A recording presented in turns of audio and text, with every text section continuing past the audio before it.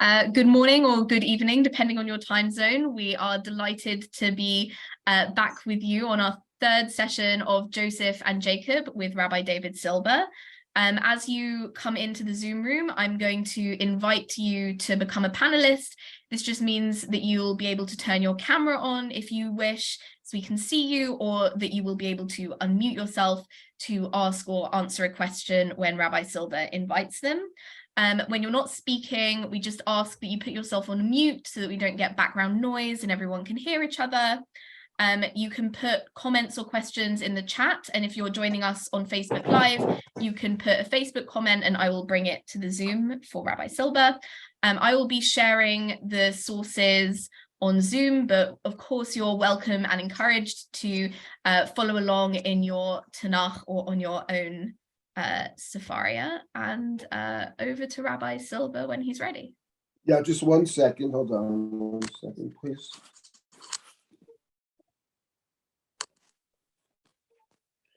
Okay, let us begin. We're up to chapter 43 in the 17th pasuk. The previous pasuk, where we stopped last time, was where Yosef down to Egypt, and they come to before Yosef, and they have their present with them, and they brought back Binyamin, and Yosef invites them. He tells the man in charge of his house, "Bring the people to my house." That's in the 16th pasuk. Vayomer Asher al beito havei et ha'anoshim habayta u'tevoach tevach v'achein. And we ended up last time with the following observation, that Joseph's inviting them to his personal house. The term that will appear throughout this chapter over and over again is Beito or Beit Yosef, and we'll talk about that in a bit. But what's interesting is here he invites them to his house, which seems like he's going out of his way to be hospitable to them. But we have the interesting expression, Utevoach tevach v'hachein. To prepare for them. Tevach is that which you slaughter. Prepare meat, one would say. Slaughter some meat and prepare it for hachein. For the people will eat with me this afternoon. And we point out that Tvoch Tevach v'hachein actually is interesting. On one level, perhaps what he's saying is that you can prepare for them Tevach because the Egyptians themselves we know don't eat what the Israelites eat. And it says that they won't eat, shepherds are an abomination to them, and we can presume that they're not eating tevach, that they're not eating the kind of meat that the Israelites would eat. So tvoch tevach v'achein is a way of saying, well, these are fellows who eat the food that I eat. Yosef says it identifies himself as one who will eat tevach. That is, he identifies himself, at least to this fellow, as being a Hebrew or being a Jew. That's on one level. That would suggest that Yosef is once again reaching out to his brothers. He is a brother. They have a common background, a common ancestry, etc. However, the word tevach can also carry with it a different meaning. Because remember that when Yosef comes to Egypt, he is in the house of Potiphar, Sahat Tabachim, Pharaoh's chief butcher. Now, again, whether he butchers animals or human beings, we don't know. We do know the guy's got a jail in his house. So once again, we're left to wonder about this Tevoach Tevach. Is it a statement that suggests great hospitality? Or is it a statement that suggests that Yosef has in mind something for his brothers, something unexpected, something negative? So we, the reader, have that question in our heads before we get to the actual story of chapter 43, beginning of 44. Well, once again, it's going to be a question of why Yosef does what he does. I will just jump ahead for a moment to the last verse of chapter 43, the very last verse of chapter 43, when they were eating with Joseph in his house. And that's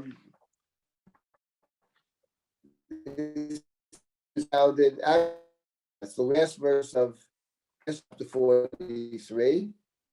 Gives them gifts. The last verse, verse number 34, Vayisor masot mipanav. So he gives them gifts. Vaterev masat binyamin mimasot kulam chamesh yadot. He gives Benjamin 5 times the number of gifts that he gives to the other brothers. And then we have the last 3 words of the chapter. Vayishtu vayishguru imo. They drank. And vayishguru, they became intoxicated together with him. So once again, there's a party in Joseph's house. He's giving gifts, but we notice 2 things here. First of all, he gives Binyamin 5 times the gifts that he gives the other brothers. That's number 1. And second of all, we have those last 3 words of the chapter. Vayishtu vayishguru imo. They drank, but vayishguru, they became intoxicated. One might say even drunk or high together with him. Now, in this book of Breshit, we've had 3 other cases of somebody drinking. One, of course, is the case of Noach, who plants a vineyard and gets drunk within his tent, at which point something bad happens at the hands of his son, Ham. That's the first story. Then we have the story of Lot and his daughters, 2 daughters, each of whom, believing the world has come to an end, gets him drunk and sleeps with him. And Lot doesn't seem to know one way or the other what's going on, but certainly whether we can see that as something necessary or not from their perspective, but certainly from Lot's perspective, given the fact that he can't acknowledge it, there's a negative side to it, but it has to do with giving him to drink and making him incapacitated. Third time we encountered it, which is less obvious, it's more subtle, was back in chapter 27, where when Yaakov wants to trick his father and take Esav's blessing, he dresses up at Esav, he brings the food that his mother has prepared, but Vayove lo yayin vayesh, he also gives him wine to drink. And of course, the point over there is, he wants to make sure that Yitzchak doesn't figure out that the one standing before him is not his son Esav, but rather Yaakov. So over here in chapter 44, once again, Vayishtu vayishguru imo, they drank and they became drunk with him. Here we have the becoming vayishguru imo. And the next thing Joseph's going to do in chapter 44 is command the person over his household to put in the bag of the youngest son his goblet, his silver goblet. So my point is that clearly what's going on in our chapter is that, among other things, Joseph has some kind of a plan. And the plan is to incriminate his brother Benjamin. Now, we can ask the question, why does he want to do that? We'll get to that, which is a very important question. But my already in the very beginning, Tevach V'Chain, prepare Tevach for them. And we have 2 minds about that. One is, it's nice, he's not only being hospitable, but he identifies with them. That's on one hand. On the other hand, the word Tevach has a particular ring to it in the context of the larger Joseph story, given the central place of the Sar HaTabachim. And by the way, in terms of the Sar HaTabachim, we remember that when Yaakov is informed or told that his son Joseph is missing and here's his bloody coat, and Yaakov's response was, he must have been killed. Toraf Yosef, he's been torn to pieces, he's a treifa. And then the Torah says, yes, at that very time, he's actually in Egypt, he's alive, but in the house of the Sarah Tabachim, in the house of the butcher. And what a butcher does is cuts up animals. Treifa means a torn up animal. So there's an irony in the Chumash, and Rashi takes it, or we can take that to mean, well, he's not actually dead, but on the other hand, he finds himself in Egypt. He finds himself in the house of Potiphar, and all that comes with Potiphar, namely Mrs. Potiphar. So it's very interesting how the Chumash here is telling us the story. That's as far as we got last week. So now let's continue our story. We're in chapter 43, in the 17th pasuk. I'll stop for comments. So Vayas Yosef, this Ish, what God does as Yosef, and the people are now to Joseph's house. In other words, normally when you go to Joseph for food, he must have it like an office or palace, And everybody goes there and everybody buys or purchases food. But over here, they're being brought to Joseph's personal house. Apparently, apart from the castle, whatever it is, he has his own private house. And the brothers are wondering, why is he bringing them into his own bayit? Remember, their brother Shimon is still held captive someplace. So now we're told, Vayiru Anashim Ki Huvu Beit Yosef. The brothers are fearful, frightened that they were brought to Joseph's house. Vayomru, they said to each other, why did he bring us to his house? And maybe it's because of Al-Dvar HaKesef, Hashav Biam Techotenu Anachnu Muvaim. Maybe it's because of the money we found in our sacks. They're worried that he's going to think that they stole money, that they took food and didn't pay for it. To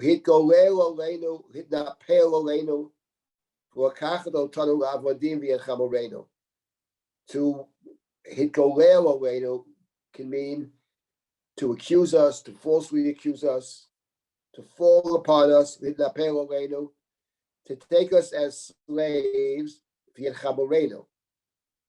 What is the concern with taking us as slaves together with the chamorim, with the donkeys? Strange thing to say. They'll fall upon us, accuse us, fall upon us, enslave us, and take chamorenu, but I presume that means and make it impossible for us to ever get home. You have no means of transportation. So he's going to enslave us, imprison us here forever. We'll never get back to our father, back to our families, etc. That's their fear because of the money found in their sacks.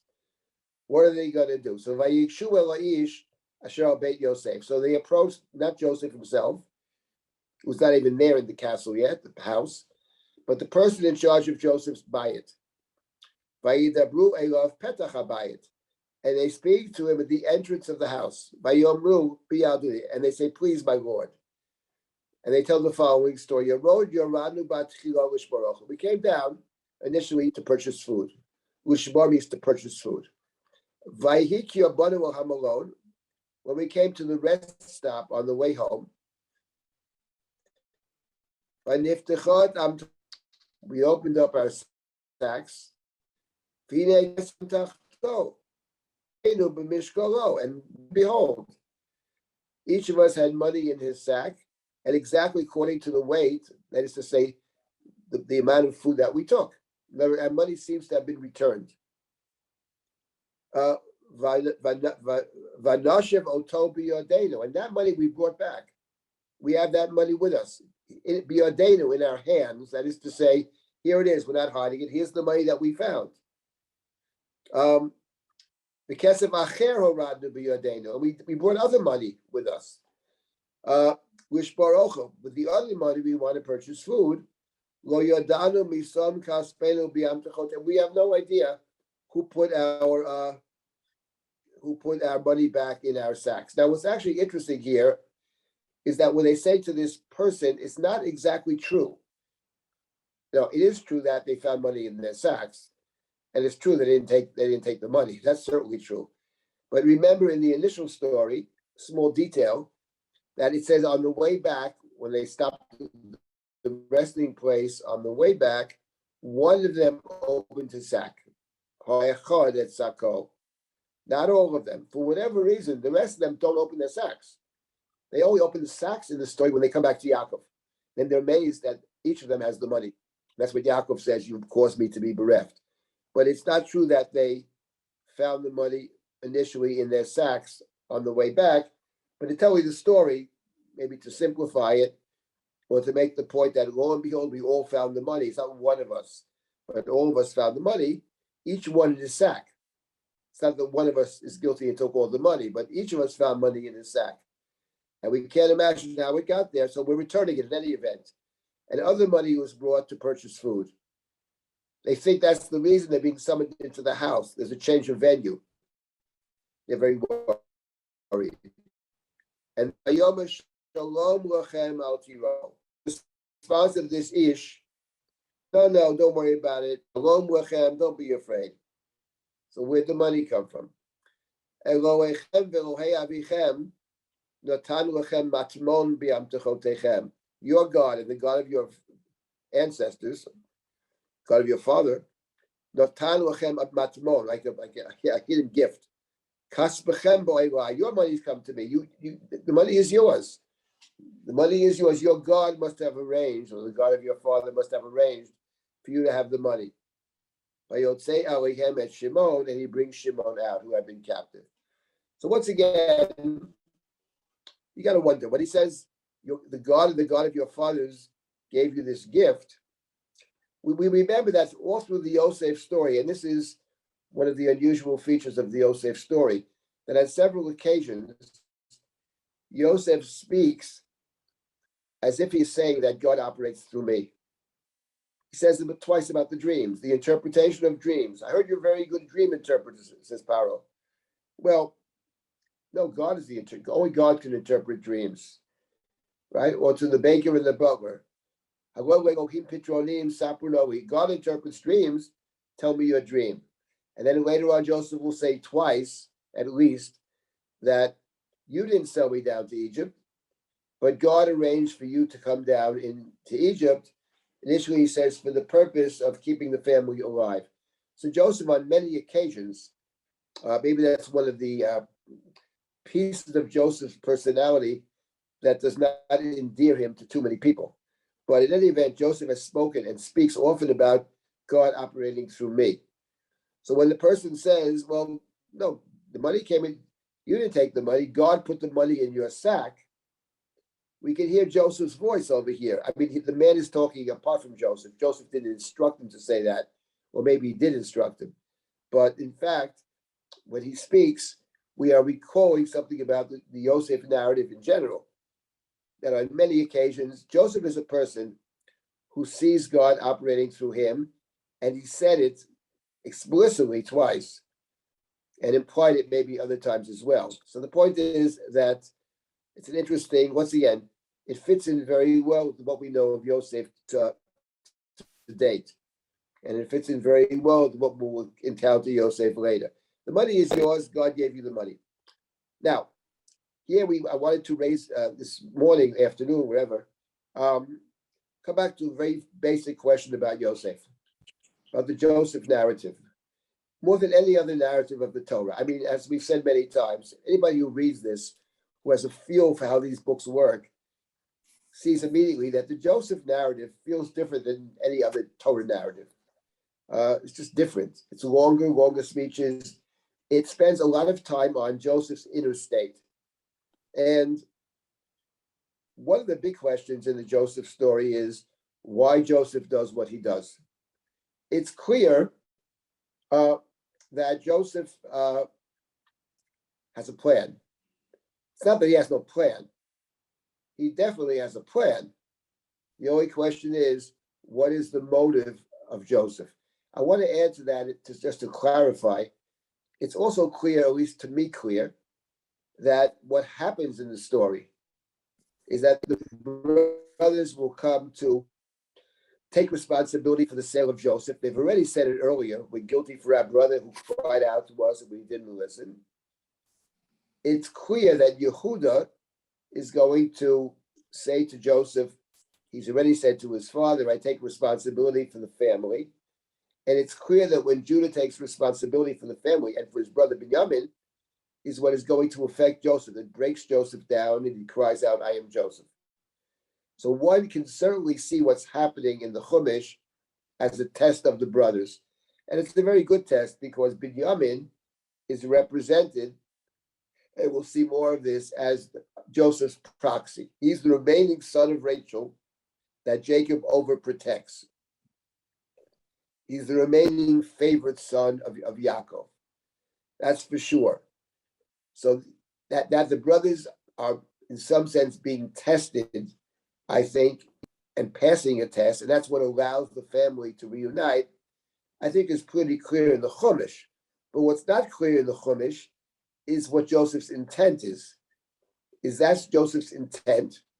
Or, no, Joseph has a different intent, but what happens at the very same time is that in passing the test with flying colors, it breaks Joseph down, and then he can't restrain himself, and he says, I am Joseph. So that's a very basic question in the story. Very fundamental question.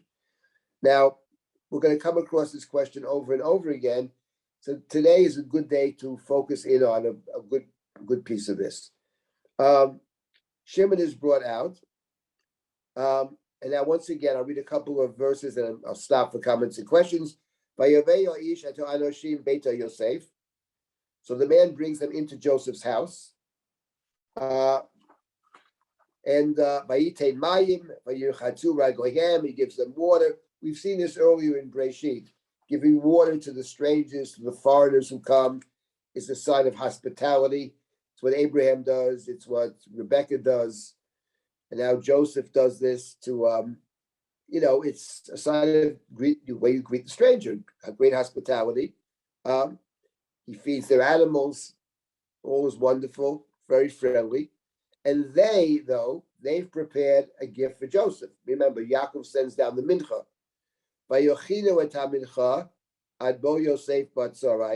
And they are preparing the gift they brought, the fancy fruits and the herbs they brought from the land of Canaan. And they prepare it, Kisham Yochu Lachem. They have been told this is where you will eat. Lechem means a meal, not just bread. This is where you're going to eat your meal. They've been told we have a special meal we're going to eat together. Once again, the lechem is a sign of hospitality.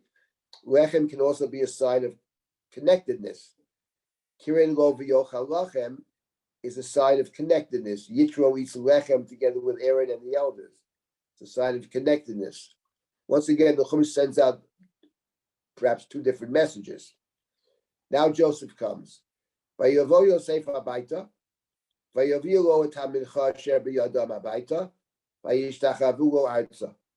give him the gift, which they have prepared, to his house. They bow down once again.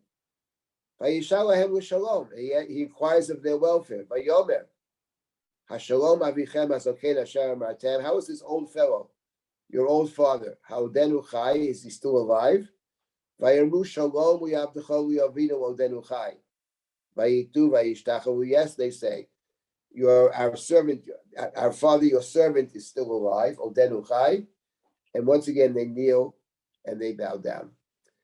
Now, let me make one comment over here. I'll take comments and questions. Couple of things. First of all, 2 points.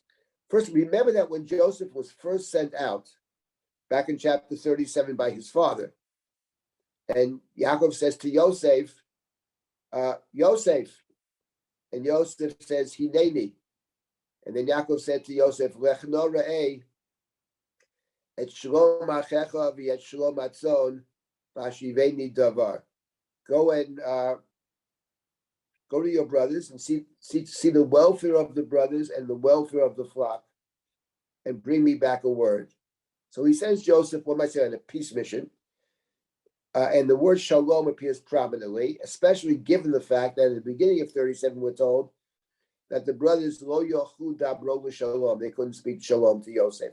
And here, what's interesting is once again we suddenly encounter shalom.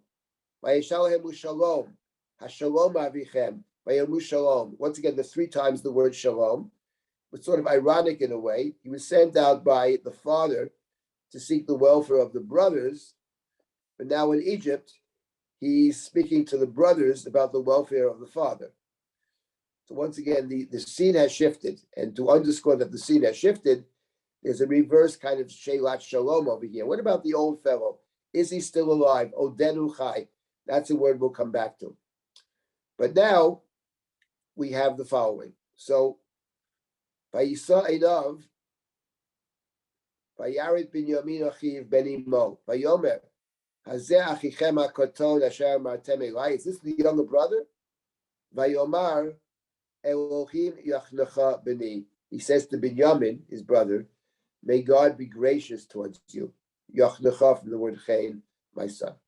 Now I'll get to Binyamin in a moment, but prior to that, I wanted to remind all of us of a dispute between Rashi and the Ramban. Very important dispute of Rashi and the Ramban, and what the Ramban says. When the brothers first came down to Egypt, they come to seek food, and Paro has told everybody, if you want food, go to Yosef. do what Yosef tells you to do. So the brothers go to Yosef. They don't know it's Yosef. And when they see Yosef, who's the Mishnah Lamelech, who's the viceroy of Egypt, so the brothers bow down to Yosef. And then the Torah says, and Joseph remembered the dreams.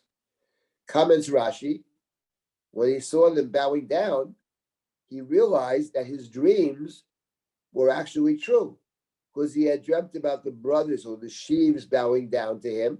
And lo and behold, the brothers are now in Egypt and they're bowing down to him. So Rashi says he understood when he saw his brothers that those dreams that he had as a young child, 17-year-old, were actually true. For Rashi, it probably means he realized he was really right. They had mistreated him, and he really was being informed by God about what's going to happen in the future. That's what Rashi says.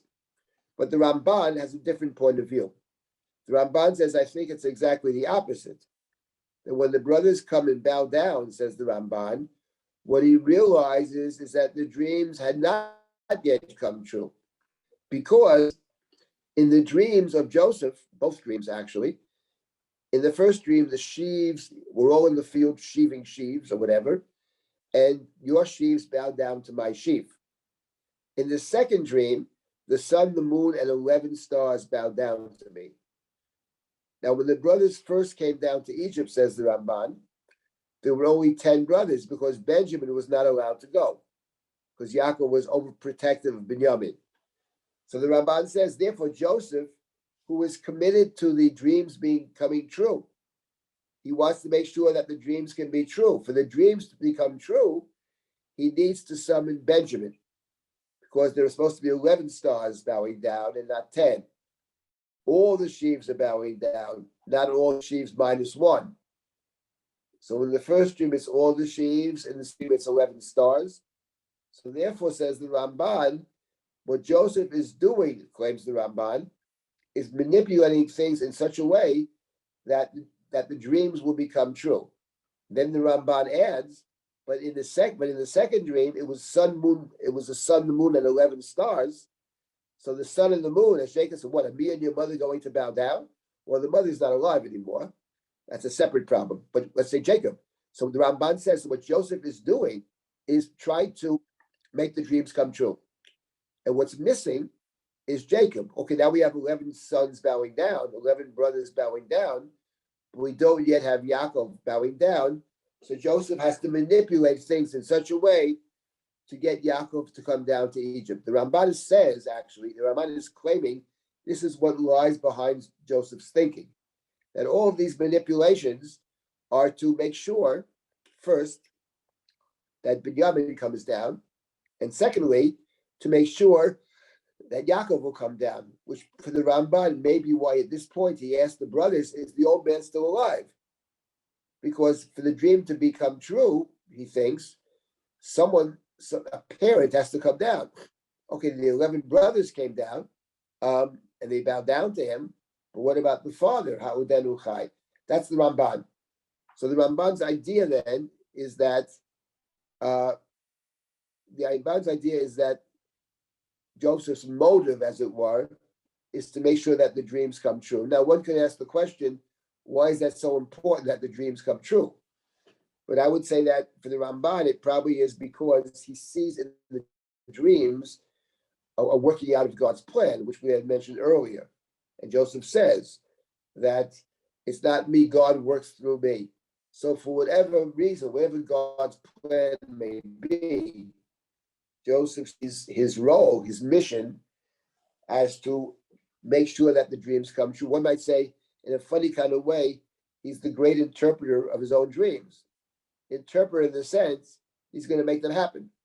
So Joseph is involved, and presumably, minimally, we could say, it's all for the good, since God has imparted this wisdom to Joseph.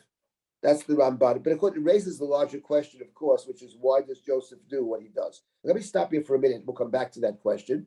But anybody has comments or questions, please speak up. Rabbi, is it possible that either possibly or subconsciously, Joseph is giving hints to the brothers who he is? Because the brothers would know the Egyptians don't eat tevach, but here this guy Joseph is eating tevach. and Binyamin is getting 5 times as much as the others. Is it possible that he's trying to see if they could figure it out? It's certainly possible. Once again, it's very hard to, I mean, I'll speak for myself. It's very saying is very that there one could suggest that in some sense, I mean, if what you're saying is right, let me frame what you're saying. I'm not saying you're saying this. I mean, I think you raised a very interesting point. But let me mention another story that maybe relates to what you're saying along the same lines. And that is a story which is very similar to Yosef.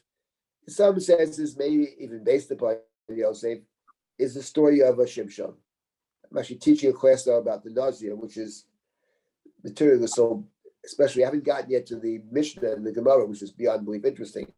But the story of Shimshon, if you think about it, has many parallels to Yosef. They're both called, I mean, Shimshon is a Nazir, and Yosef is called the Nazir. And what they have in common, among other things, is what Shimshon has, basically. Shimshon has secret knowledge. That's what Shimshon has. He has this enormous strength, and it comes from the fact that he is a Nazir. He's somehow connected to God in the deepest way, which is the source of his strength. He can't cut his hair, and as long as his hair is growing, he has the power.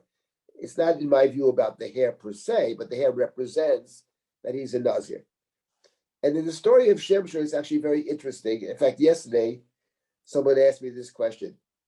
Why Shimshon, when he first comes to the land of the Philistines, where he spends his entire life, he finds this woman he marries, they have a wedding party. And at the wedding party, he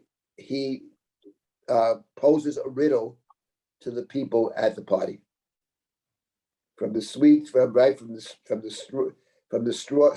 came the sweetness. From the lion came honey. And it's an interesting. The fellow asked me, "What do you make of the fact that there's a riddle?" And what I suggest is if you know the Shimshon story, I teach it on Thursdays. I'm going to deal with this point. I'll mention it now anyway, and that is that the story of Shimshon is the story of somebody who has secret knowledge. He can't tell anybody his deepest secret, which is the source of his strength, his connection to God. There's nobody to talk to.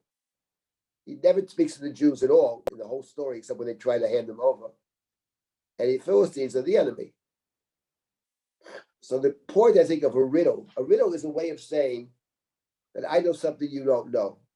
And see if you can figure it out. And the same thing later in the Shimshon story with Delilah. She keeps saying to him, what is the source of your strength? And he keeps on lying to her. But each lie is closer to the truth until finally he tells her the truth. And what strikes me is that there's a certain tension or certain sort of tragic story. What's Milton Samson Agonistes, because people want to share their truths. On the other hand, there are many reasons that we don't tell others our secrets. And with Shimshon, you have this sense of on one hand, he wants to tell the truth. On the other hand, he withholds the truth. And what you're suggesting is very much along those lines. Here's this fellow who is absolutely one big secret. And he gets secret knowledge. I mean, the point of the dreams is with Shimshon, it's riddles, with Joseph, it's dreams. He has the secret knowledge. And on one hand, he wants to keep it secret. I mean, that is to say, not just knowledge, but his identity is questionable. Who is this Joseph? Is he a Jew? Is he? So that part of it is certainly he seeks his brothers. On the other hand, there are many reasons that Joseph does not want to tell the brothers, I'm your brother. For one thing, it jeopardizes his position in the land of Egypt. Because once they find out, the Egyptians find out that they're his brothers, there are all kinds of problems as for Joseph, as we'll see. Second of all, you're not sure that they even trust you. They did try to kill you at one point. They don't like you, etc. So maybe your point as well is a very interesting point, that maybe what it's about is he drops these. Maybe there can be other reasons. Maybe reason on a certain cycle, he's taught story. There's an aspect of Joseph wants to Rab- tell the brothers, and then Rabbi Silber, the aspect your that internet he seems names to his be Nasha. not very good. Your voice keeps cutting out. We haven't heard what you said. Can you hear me now? Yes. Okay, Yeah. I'll repeat it then. Can you hear me now? Yes. What I said is that in the story of Joseph, Susan's point is very interesting. The story of Joseph, you can read it as somebody who is torn. He's both a Jew. When he sees his brothers, he cries. He's seeking his brothers. On the other hand, he names his son Menashe, which means forgetting, forgetfulness. I want to forget my father's house. He has a very comfortable job in Egypt. He's second in command in the country. He's in charge of the food. He has his chariot. He has his position. Everybody bows down to him. I mean, he's made it to the top of the ladder. On the other hand, he feels for his brothers. He wants to connect to the brothers. So Susan's point, which is she has a sense that in the story, there's a part of Joseph that actually wants to tell the truth. He drops these hints, but he's not telling them. And one way to read it, I think, whether she's correct about that particular point, but she hit on something very important. Unlike other stories, it's about somebody who truly is torn. He cries on many occasions. He's going to cry in this chapter in a few verses when he meets his brother Benjamin. So there's a piece of him that wants to tell, I'm Joseph. There's the other that says, I don't want to say I'm Joseph, and for two reasons. One is, maybe they'll reject me. They must try to kill me. And more than that, if I tell them I'm a Jew and I announce that's my identity, what does that do to my job in the land of Egypt? I mean, Pharaoh called me Tzafnat Paneach, right? He gave me an Egyptian name, an Egyptian wife, a priesthood. I dress like an Egyptian. I have a chariot. He names his son Menashe. So the point of Joseph being a torn person, I think, is a very important point. And I argue that in that sense, it reminds me very much of Shimshon.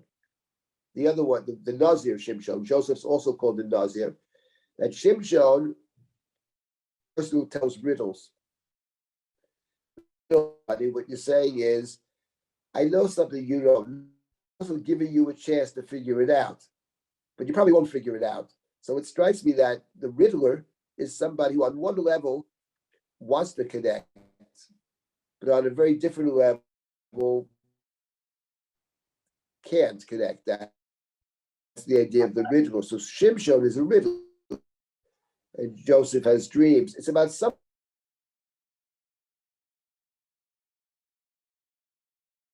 Rabbi Silber, your internet is cutting out again.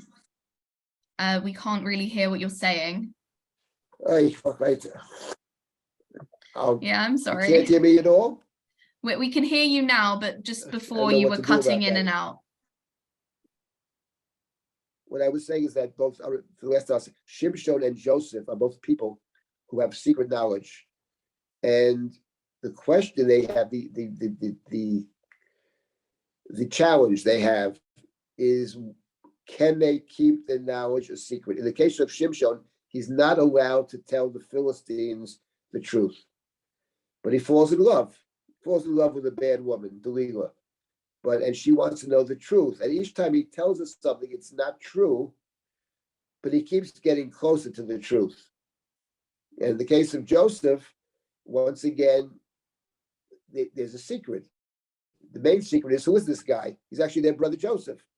So on one hand, he doesn't want to tell them that for any number of reasons. But what Susan is saying is that in a funny kind of way, he does things to suggest that there's much more here. When he gives Benjamin 5 portions, and he gives Benjamin a blessing, you got, he's singling out why the old man, he's so worried about, he talks about him. How is the old fellow? Is he okay? So that you wonder about it. So maybe on some level, she says, maybe on some level, it suggests he wants to tell them, but for whatever reason, he still can't tell them. That would, yes. Does anybody else have something to say? I think Yes, Tova had a question, and then Aviva. Let's hear Tova. Can Tova hear me? Yeah, I'm just asking her to unmute. Yeah, about the dreams, when Yosef first dreamt about the sheaves, I didn't think that it was Yosef who was the interpreter then. I thought then it was the brothers. I didn't think that Yosef interpreted dreams until he got to Egypt. Maybe now he's just now interpreting what he had dreamt as a child. Right, I agree. No, your total initial story is the brothers that say it. My point about Joseph interpreting the dreams, only Joseph can make them come true. My point is that if he's now in Egypt, he's interpreting in the sense that he's put himself in the position to make it true, and he also is in a position to make the second dream come true. He's trying to figure out a way to force Yaakov to come down to Egypt. Yaakov can only bow down to him if they meet. And since Joseph has no intention of leaving Egypt, he's going to make Yaakov come down to make the dream come true. But that's what I meant by interpreting. He's going to make it happen, actually. But does he know The that brothers his mother is dead? You're right. The brothers interpret the dream. Does Yosef know that His mother's dead? Yeah, she died before. Before he left? I think he does. She died in.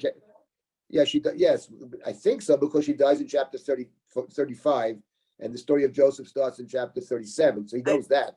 And when do they dream that both the mother and the father would bow down? Right. So that's the problem. That we discussed that dream is later. I made a suggestion about the dream said the sun and the moon. The dream didn't say mother and father. Yaakov says, "Are me and your mother going to bow down to you?" And Right. I suggested earlier that actually in the story, of course, the mother has died. But I suggested that the moon bowing down to Joseph, because the word for moon in the Bible is the word sohar. That when Joseph finds in place when Joseph is in the Beit HaSohar, is when everything turns around. When the head of the Beit HaSohar gives him whatever he wants, and that's where he meets the baker and the butler, and that's what propels him to power. So I made a suggestion that even though the mother can't, of course, come down, but the dream said the moon and the sun. So the sun is going to be Jacob, who has to bow down. So Joseph's going to manipulate it in a way to bring him. And then the moon, of course, the mother has died, but the Hebrew word for moon can be sohar. And that's where Joseph finds himself in chapter 40 in the Beit HaSohar. There was another question as well. Yes, there was a question from Aviva, if she wants to unmute herself. Yes. But then there was also a question in the chat from Charlotte, who asks, does the rabbi mind sharing a source where Yosef is referred to as a Nazir? Yes, it's chapter 49. Chapter 49, which verse is it? There's twice in the Torah. It's in Jacob's blessings to Joseph, which is chapter 49, verse number 26. Chapter 49, verse 26. And it's also found at the end of the Torah in the blessings that Moshe gives to the children to the tribes, to the Zot HaBracha, the very end of the Chumash. That's in the last chapter, I think, of the Torah. I can find that for you in a moment. Give me 1 second. I'll find chapter 30. That's in chapter 33 of Devarim, verse number 11. Verse number 16. Chapter 33 of Devarim, verse number 16. Those two places he's called the Nazir. Okay, what else? One more question and we'll continue. Yes, a quick question. You mentioned today and last week that by asking the tabach litboch et habasar, that it was different food than the Egyptians. But if Potiphar was Sarah Tabachim and one of Pharaoh's dreams were about the cows, it implies that the Egyptians did eat meat that was so could you explain the difference? Well, first of all, it doesn't imply that they eat meat. It implies they use cattle. Cattle is used for many things, typically for work. Some cattle is used for eating, and some cattle is used for. Paro has flocks. Paro says to Joseph when the brothers come down, maybe that you can put them in charge of my flocks, which Joseph has maneuvered into Pharaoh's. Cattle is also used as currency in those days. You bartered with cattle. I mean, so it's not necessarily true. I don't know for sure they didn't eat cattle. Maybe they ate it a different way, but they don't eat with the Jews. That's clear. It's an abomination unto Egypt. That's very clear. So it's an abomination they have their own rules with the Jews, even if they eat the same food. Is that what you mean? But what I'm saying is I'm not sure they eat the same way. They certainly can't eat with the Jews. We'll see that. It's explicit in this chapter. They don't eat the same food as the Jews eat. They eat separately. There is some sense in the story that they're not eating the cattle. Whether they're answer they don't eat cattle, this I can't answer. I'll check it. But they certainly don't eat later on in the chapter. They eat separately, as we'll see in a few minutes. They don't eat with Joseph. Mm-hmm. So Joseph's going to eat with them. We'll see. It's actually quite interesting. We'll get there in a couple of minutes. Thank you. Okay, let me continue now with our. Yes, you're welcome. Let me continue with our chapter. So we're back in chapter again. Back in chapter 43. So we're up to the right. So fine. Now this is verse number 29. It says Vayisa Elav. Right, Joseph looks up. Vayarid Binyamin Achiv Ben Imo. Sees Benjamin, his brother, his mother's brother from the mother's side, his full brother, not his half brother. Is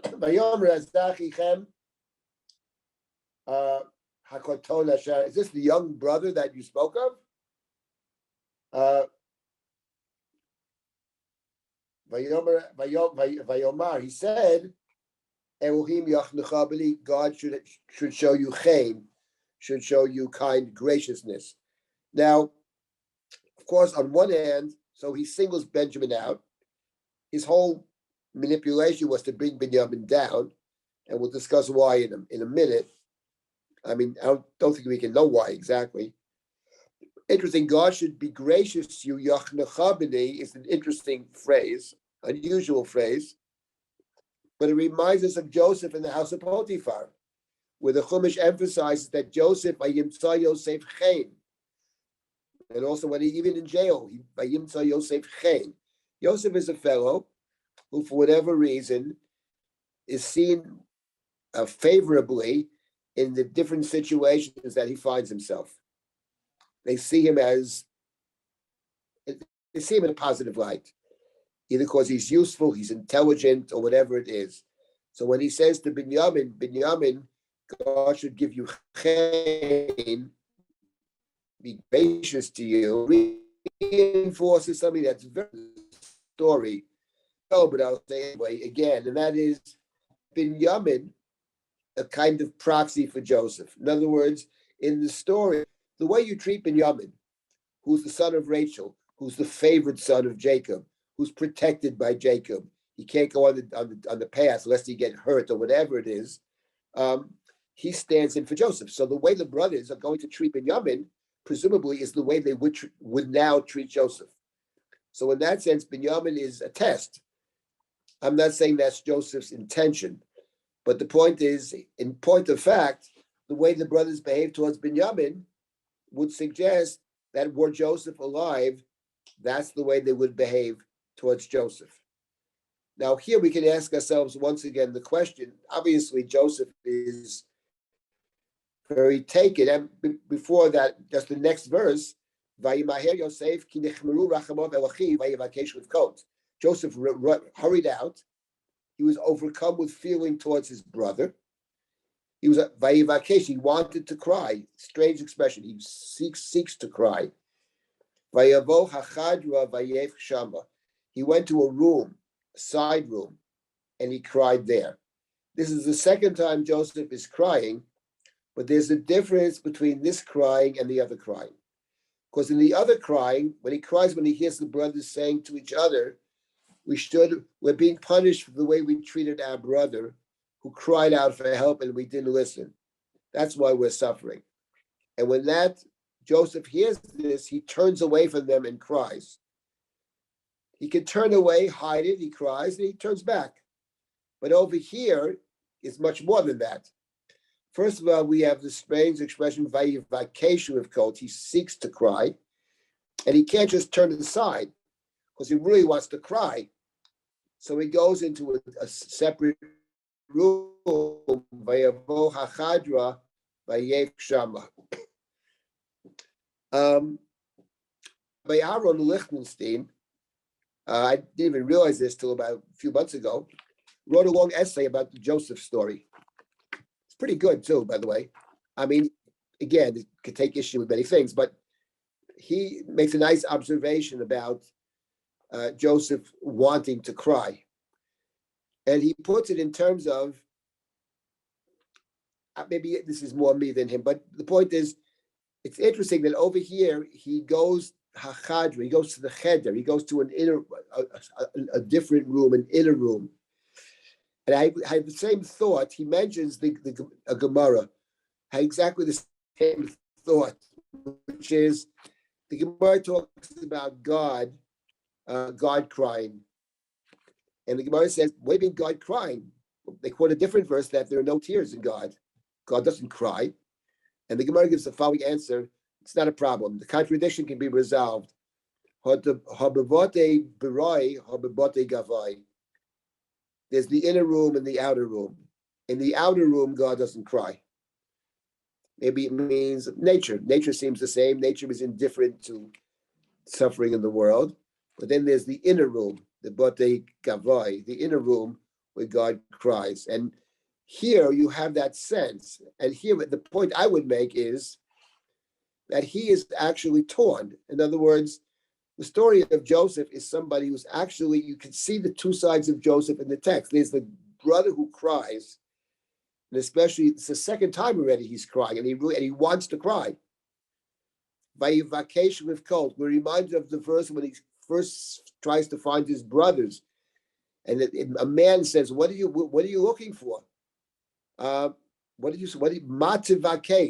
you seek?" And Joseph said, "Et achai anochi mevakesh, I seek my brothers." Here we have the same word, vayivakesh with coat. He wishes to cry. On the other hand, we have the other Joseph, the Egyptian, the viceroy, the one who named his first son anyway, forgetfulness.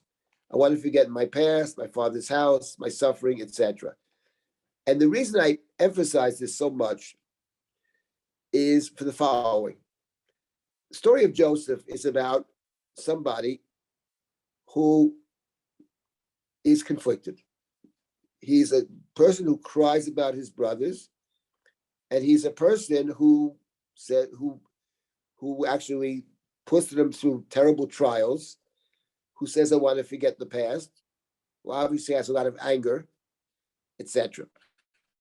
And that's why when he does certain things, we can read it different ways. Is he doing all this to test the brothers, to test Jacob, hoping they'll pass the test, and then he can reconcile, figuring, I can't reconcile with my brothers if they're still the old brothers who hate me. Let me see if they hate me. Let me see how they behave. Let's set up a situation as a test, and we'll see what they do. That's one way to read the story. Many have read it that way. There's another way to read the story of Benjamin, that what Yosef is interested in over here is saving his brother. He sees 10 brothers. One brother's not here. Where's the missing brother? Oh, our father kept him home. He didn't want to let him go. And Joseph begins to wonder, is that true? Is he once again overprotecting the son of Rachel? That too well the first situation, he's dead, like they wanted to kill me. So in other words, maybe what Joseph's on over here is a rescue mission. He's going to get Benjamin down here. He's going to force Jacob to send Benjamin down by holding Shimon hostage. And when Benjamin comes down here, he's going to make up some story. He'll send them all back home safely. And Binyamin, his beloved brother, whom he loves, will be protected by Joseph in the land of Egypt. That is a totally plausible interpretation in my view. And the point of fact, I would say it's one of those cases where you never can know. It's a perfect example of when there's intentional ambiguity and we'll never figure it out. But, and here's the but the Chumash has told us basically that Joseph is of both one who cries about his brothers and one who says, I want to forget. So therefore, since we know that about Joseph, we know he's got a plan. We're just not sure what the plan is.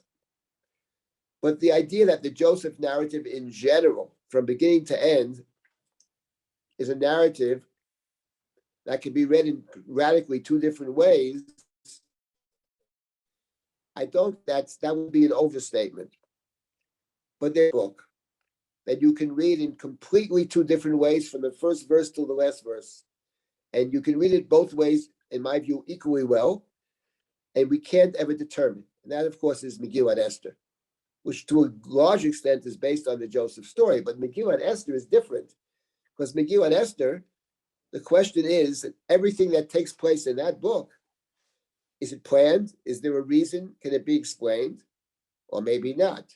Maybe what you have is the book in which things happen randomly. And that starts with the king, with Achashverosh. Who is this guy?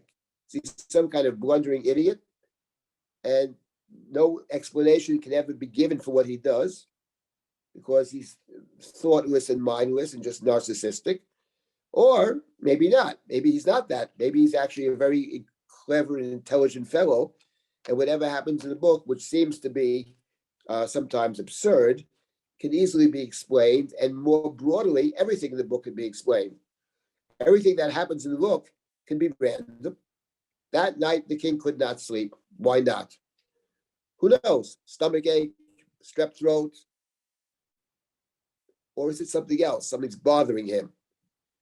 Bothers him. How come Esther invited Haman twice to meals?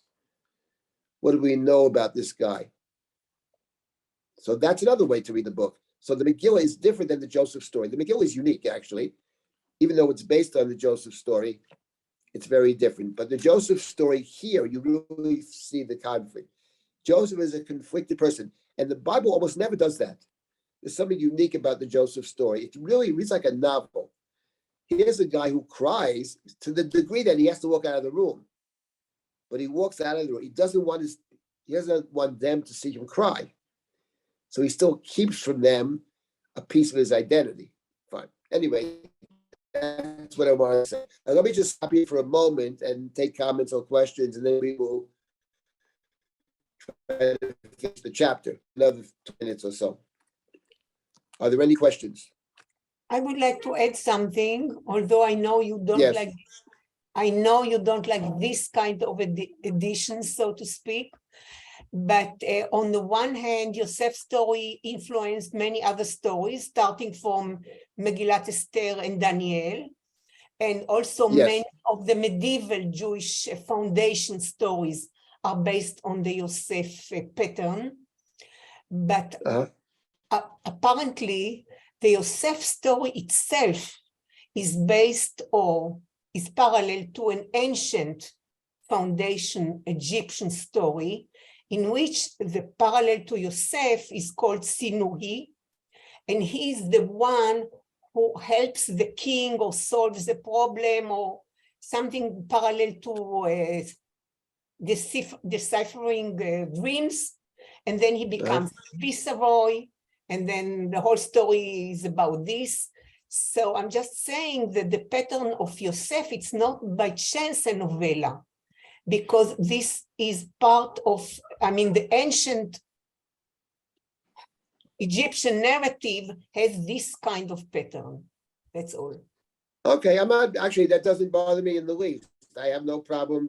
No, I'm just. And look, I'm just saying that I have no problem in general. Fact of the matter is, the story, let me put it to you this way. Let me just say one thing over now, which I wanted to mention, which is related to what you're saying, and I've been thinking about this a lot because I'm teaching this Nazir class. And here's what I wonder, when you read these stories, so there's a narrator, someone's telling us the story, and the narrator has a point of view. They call him the implied author. But the question you can ask in general is a different question, another question, which is, who is the implied reader? Because the fact of the matter is, let's say, for example, the Nazir. What does the Torah say about the Nazir? Joseph is called the Nazir. The Torah says in Bamidbar that the Nazir, when someone takes a neder to be a Nazir, they can't drink wine, they can't cut their hair, they can't come in contact with the dead. Here's my question. So some think that's what a Nazir is. As if, in other words, my question is, the person who reads this thing a couple of thousand years ago, does the person already know what a Nazir is?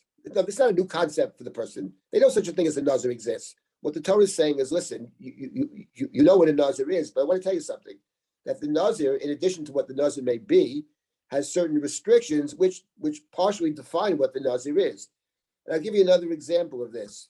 When the Torah speaks about a king in the book of Devarim, Torah says, you want to have a king? You can have a king.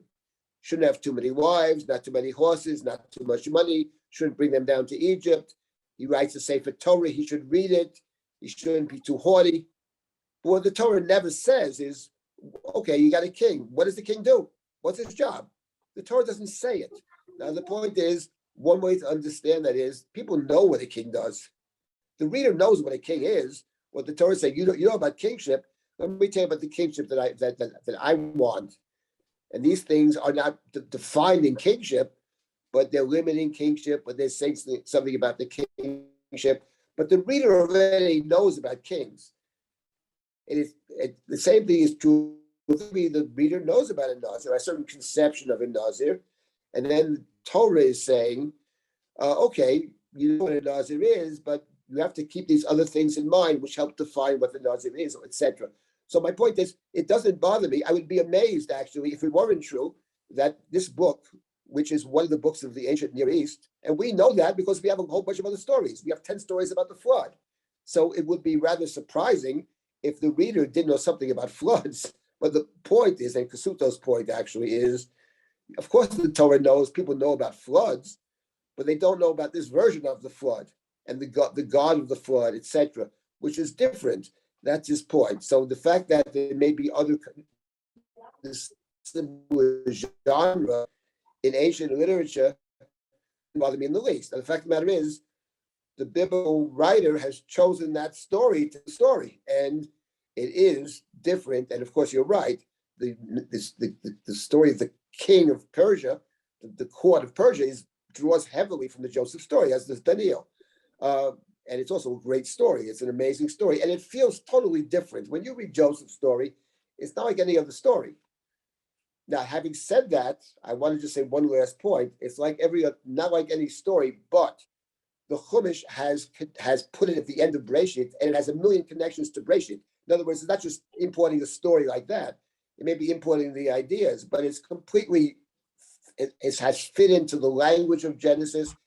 We'll get to this later. It plays off all the stories of Breshit, basically. It's a concluding story. So, but the idea that there are other parallel stories which precede it, of course, why would we assume otherwise? I don't assume that. Cool. Okay, let me just get back to Jonathan has a statement in the chat. I didn't see it. What is Jonathan saying in the chat? Did you see that statement there? Yep, 1 second, I'll just read it out. Jonathan says, people would understand each other by listening to similar stories with differences. That's how people made a point in the old days, by retelling a story with differences. Okay, I agree. And the fact is, but the question would be always, what is the difference? I mean, in other words, I think the point is that there are certain things there are many creation stories. There are many flood stories. The question is, what is our story? And it's not just repeating their stories, but the differences are very significant. But of course, I mean, these things are not written in a vacuum, obviously. I'm assuming I call it the implied reader. The reader knows something. The reader probably knows a lot more than we do. I mean, we've discovered in the last 150 years a lot of these ancient texts.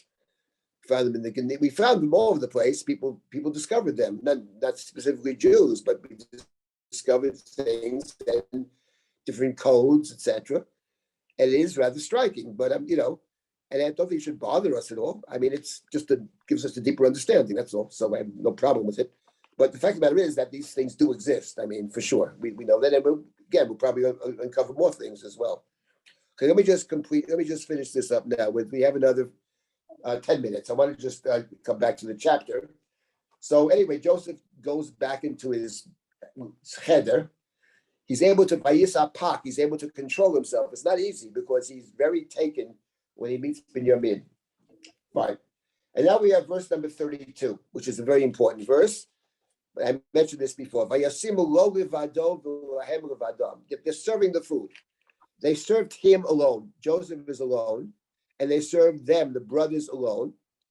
And when the Egyptians who eat ito is singular with him, that means Joseph. Joseph has his house. There are plenty of Egyptians in the house.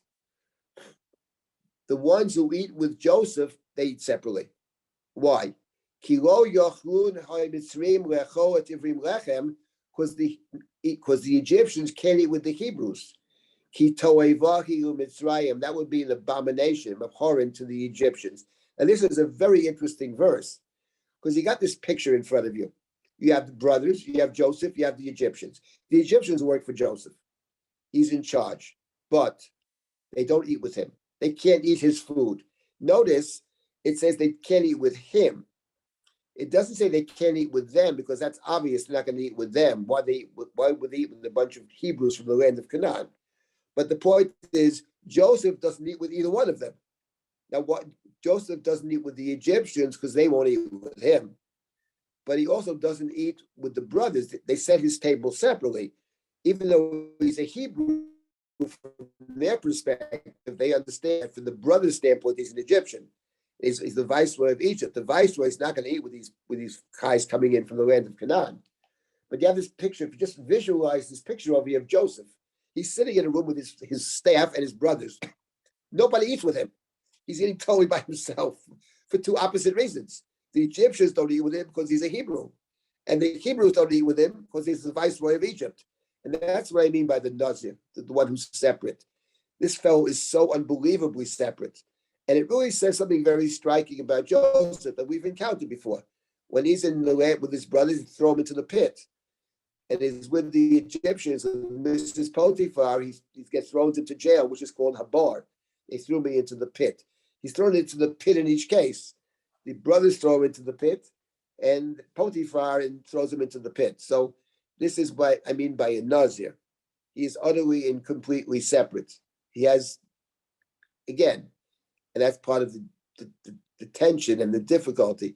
Shimshon is similar. Shimshon lives with the Philistines. He doesn't live with the Jews. In no sense is he a Jew. On the other hand, he fights the enemy of the Jews. The angel said he will defeat the enemies of Israel. He'll save Israel. But he doesn't directly save Israel. He saves Israel indirectly. He has nothing to do with Israel, actually. Only in one story, which they try to hand him over. So the Shimshon Yosef story is very striking. And what Susan had said earlier, living in this kind of a condition where you can't ever tell anybody who you are, it must be extremely difficult. And that's the story of Joseph, and that's the story of Shimshon. Okay, now let's just finish this chapter. Vayeshvu lefanav habchar kibcharoto v'atzuir kitzirato vayitmuhu anoshim eshirayel. Now he seats them down, and he seats them in the correct order of their age, and the men are astonished. In other words, what Joseph is saying over here, once again, get back to Susan. On one hand, he's dropping a hint. How would he know? Remember, the brothers were born one after the other. There's a difference of he's only in with Lavan he marries Rachel and Leah after 7 years, so he's there 13 years. He has 12 children, Dinah and 11 sons. they can't be that far apart in age. So how do you know which one is older, second, third, or fourth, or eighth, or whatever? But he knows. Again, what's that about? Is it about, well, he's in a way telling them who he is? He's hinting at who he is? That's certainly possible.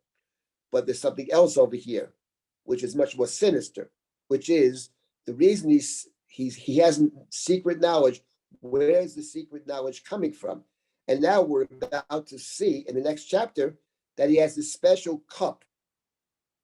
Later on, he puts the cup in Benjamin's sack, and when they sends a man to chase after them, says somebody took the cup which he uses to divine. It's a divining cup. In other words, that the source of his knowledge is his ability, in the words of the Chumash, to be menachesh, to be a diviner. So over here, he's already setting it up. And then we have, of course, the end of the verse, next verse, and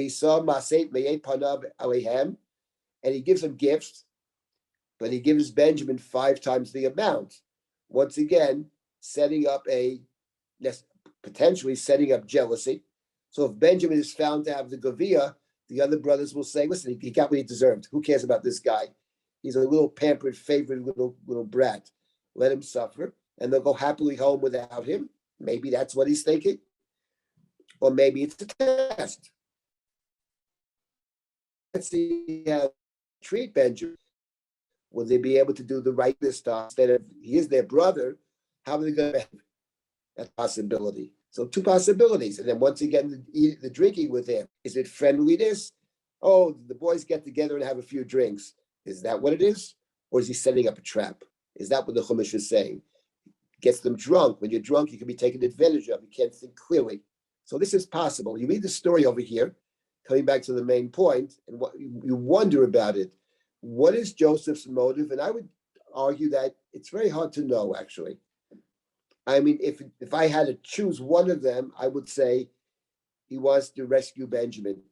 He wants to rescue Benjamin and send him home in peace and protect his Benjamin, whom he sees as in great danger because of Jacob's not concern, but misplaced, not once again acting foolishly and endangering the remaining son of Rachel. If I had to pick, but one could certainly read it the other way as well. And I think it is a story. I think we hear Sturming is on a good place in terms of seeing a story that can be read in 2 very different ways. So I think we'll stop that at this point. If there are any last comments, I'll take them now. And then we'll continue next week with chapter 44, which is we're coming to the great speech of Judah in chapter 44. I want to spend some time on that. And then Joseph's speech in response, which is very interesting. And we will continue. The plan is to try to finish Breshit with these sessions. If we can't do it, we'll continue. But okay, is there any last comment here? Or otherwise, I'll stop for this week and we'll continue next Sunday. Thank you, Rabbi Silber. Thank you very much. Thank you. Good class. Thank you. Very much, Rabbi. Thank you. Okay, then. All right. So we'll Thank continue then next week. Good to see all of you. תודה רבה. Okay, thank you. תודה Looking רבה. forward. תודה. Thank you so Bye-bye. much. שבוע Okay, bye.